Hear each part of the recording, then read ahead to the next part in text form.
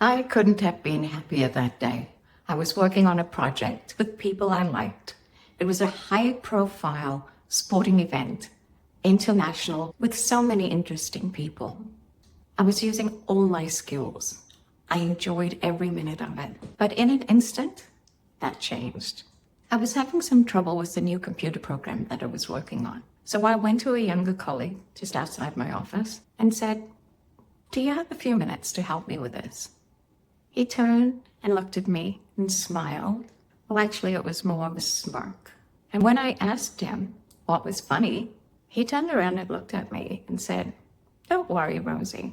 It's just a generational thing."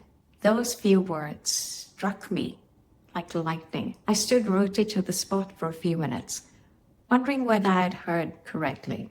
It only took a few minutes for me to respond. I told him that it was my generation that gave him the computer he was working on.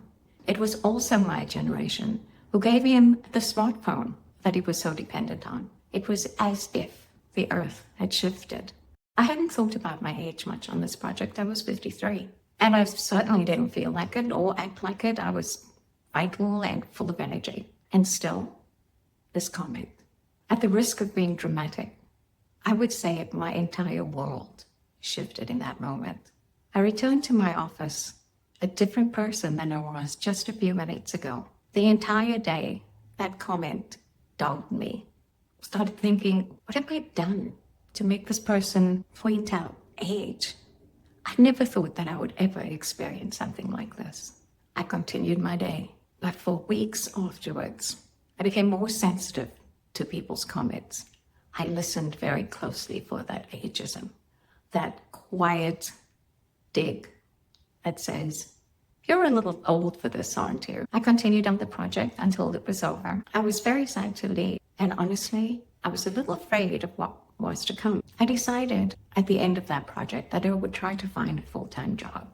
For 20 years prior, I had been a consultant, confident, respected, welcomed in boardrooms with some of the top executives of large companies. They looked to me for advice on communication strategy. I gave it without hesitation. I had built up a reputation of being fast, of being smart, and of delivering well. But at the end of the project, I realized, as I tried to reach out to many of my former clients, I found out that many of them had retired. In the time that I was working on the project, people had slowly and quietly left the workplace. So my decision was that I would apply for a full-time job. This was also a telling moment. I sent my resume out, fully expecting interviews, but the calls did not come in as fast as I thought they would. There were some calls that were telephone only. And on those initial telephone interviews, I felt the sting of ageism again. On one call, a much younger interviewer asked me for my date of graduation. I didn't get caught in it. I told her that was an ageist question and not legal. She was flustered, moved past it, but I wasn't going to leave it there. I called the vice president of the company. She assured me that they were not an ageist company. In fact, they'd hired many people over 60. But when I asked her why the question was necessary in the interview process, she couldn't give me a satisfying answer. It happened a few more times, and I decided to just let it go. The few in-person interviews, I did very well. I was usually one of the top 3 candidates, sometimes the top 2. However, I didn't land the jobs. And I kept thinking, what is wrong with me? Why is this happening? In the past, if I put out any resumes, I always got almost immediate callbacks, definitely interviews. But now, I did not want to believe that it was ageism, but I couldn't ignore all the little micro-cuts that happened along the way. Death by 1,000 cuts. It started with that one comment, and then little digs along the way. If you think about what's been happening in Western society over the last few decades, then you'll realize how people over 50 are undervalued. The minute you cross 50 or 55, suddenly your experience and your value decreases. I just couldn't accept it. People are literally pushed out of positions. Suddenly their jobs become redundant. There are pension packages offered. They're just being nudged out moment by moment. But when I think back to my career and the experience I've had with colleagues, we sometimes do this to themselves.